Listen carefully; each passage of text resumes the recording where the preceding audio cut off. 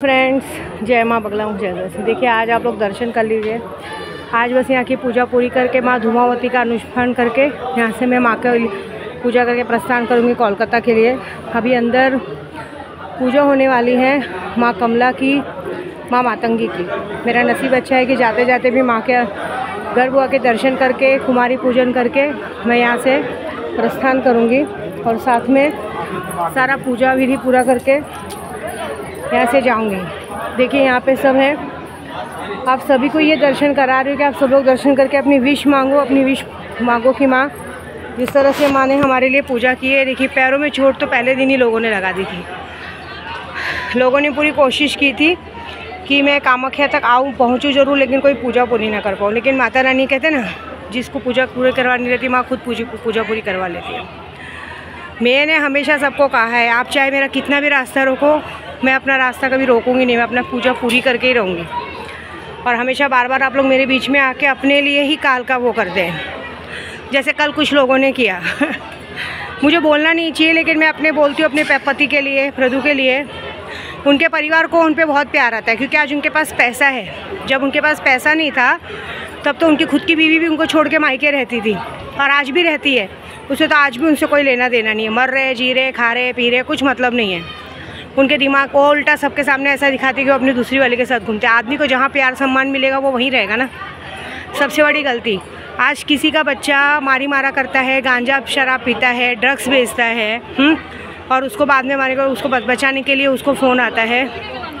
वो सब चीज़ें दिखती हैं। लेकिन जब आरिफ जैसे आदमी ने बीच रोड पे उन्हें फिर से वहाँ हाथ उठाने की कोशिश की थी, जहाँ मैं थी, जहाँ मैंने बचाया था, तब कोई घर वाला ने एक बार उनको पूछा भी नहीं कि क्या है, कैसे है। किसी ने पुलिस स्टेशन तक जाने की हिम्मत नहीं की थी।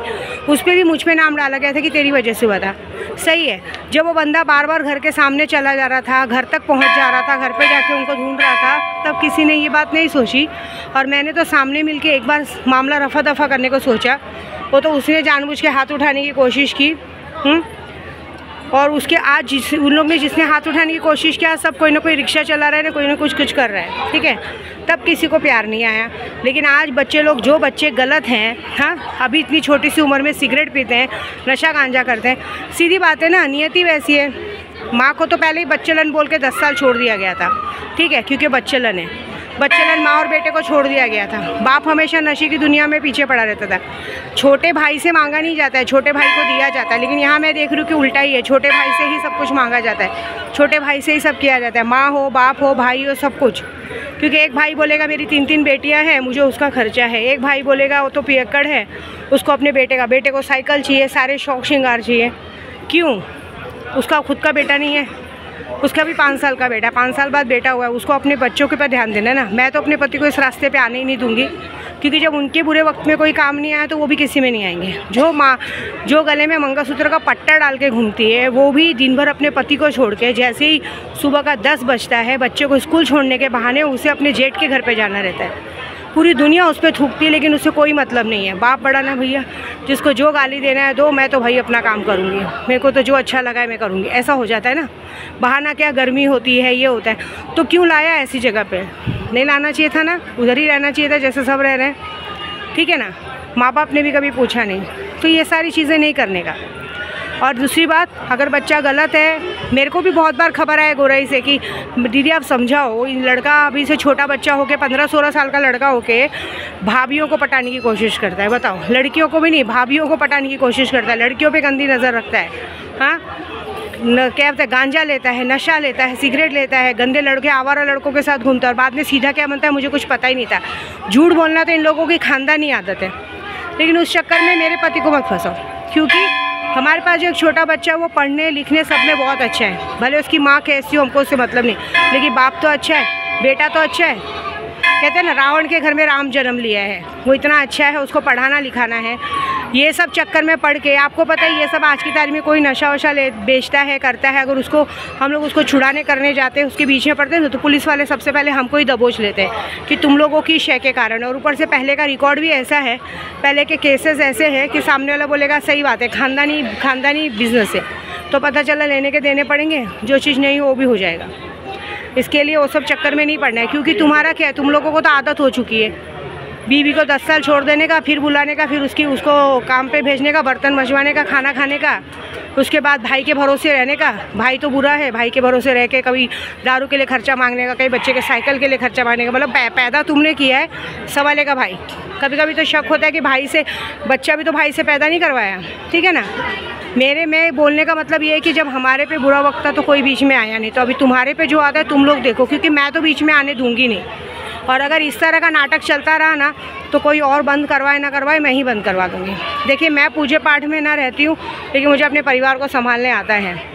जब इंसान को जिस जगह की ज़रूरत रहती है वहाँ कोई नहीं आता है और बेफालतू का बनने आते हैं। मैं तो अपने पति को उन दोस्तों की भी मदद नहीं करने देती जो सिर्फ मतलब से उनके साथ रहते हैं, जो मतलब से उनके साथ खाना पीना सब करते हैं।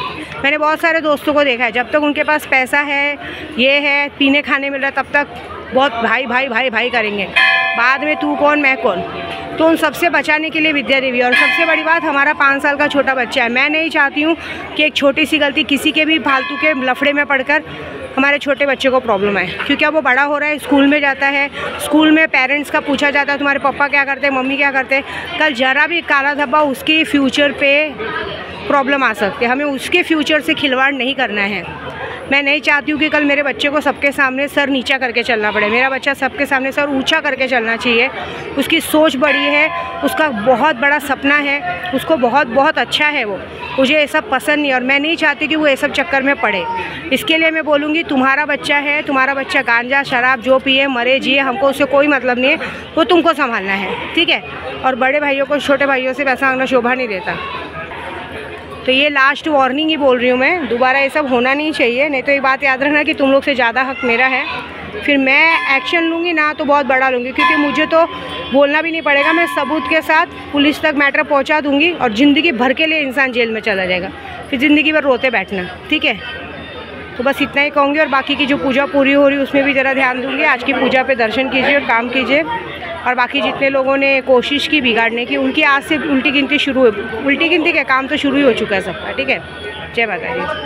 देखो, मेरी बातें बुरी बहुत लगती है, लेकिन सबको शॉर्टकट में बता दूं कि मेरा बच्चा अपने पापा को हीरो मानता है और मैं नहीं चाहती हूँ कि उसके पापा की हीरो की जो छवि हो लोगों की वजह से बिगड़े। क्योंकि बाकी लोगों का तो कहना नहीं, बाकी लोग तो 10 मामा लेके घूमती है, उन्होंने तो अपने बच्चों की नज़र में ऑलरेडी गिर चुकी हैं। 10 मामा 10 बाप लेके घूमती है, लेकिन मेरे बच्चे की नज़र में उसका बाप हीरो है और वो बड़ा होके बहुत कुछ करना चाहता है। स्कूल जाता है, स्कूल में जब उसको पूछा जाता है कि तुम्हारा फेवरेट हीरो कौन है, तो वो कहता पापा, ठीक है। तो मैं नहीं चाहती कि कल उसके पापा पे कोई लांछन लगाए, क्योंकि बाकी लोगों से तो उम्मीद है नहीं। बाकी लोगों को तो अपनी ज़िंदगी में अय्याशी करना, सुंदर दिखना, स्मार्ट बन के घूमना, भले गेंडे जैसी शरीर है लेकिन मिस वर्ल्ड की औलाद बन के घूमना, ये सब आता है। लेकिन मेरा बच्चा जिसे बहुत ज़्यादा मानता है, जो करता है, उसको बहुत बड़ा आदमी बनाना है। हमें फिर उसको भी नशेड़ी गजड़ियों के बीच में शामिल नहीं करना है। तो बस मेरा शॉर्टकट कहना इतना ही है कि तुमने पैदा किया है, तुम्हारी प्रॉब्लम है, तुम्हारी औलाद है, तुमको उसको मार डालना है मार डालो, काट डालना है काट डालो, पढ़ाना है पढ़ाओ, लिखाना है लिखाओ, बस। क्योंकि मैं नहीं चाहती कि मेरा पति किसी भी औरत की तरफदारी करे, क्योंकि वो भाभी की तरफदारी करे, बिल्कुल नहीं भाई, करना ही नहीं है। काहे के लिए करना है? क्योंकि मुझे पता है इन लोगों को मैंने बॉम्बे तक लाया है और ये लोग मेरे घर के सामने से मुझे आंख दिखा के जाते। बताओ, एक पैसे की शर्म नहीं है? मेरे घर के सामने से ऐसे आंख दिखा के जाते। कभी कभी गुस्सा निकलता है कि निकलूँ बाहर और गिरा के मारूँ, लेकिन मुझे कोई फ़र्क नहीं पड़ता है। मैं ऑलरेडी, जो कहते हैं ना, कर्मा इज़ बैक, जैसे करोगे वैसे भरोगे। लेकिन मेरे बच्चों से दूर रहो बस, ठीक है।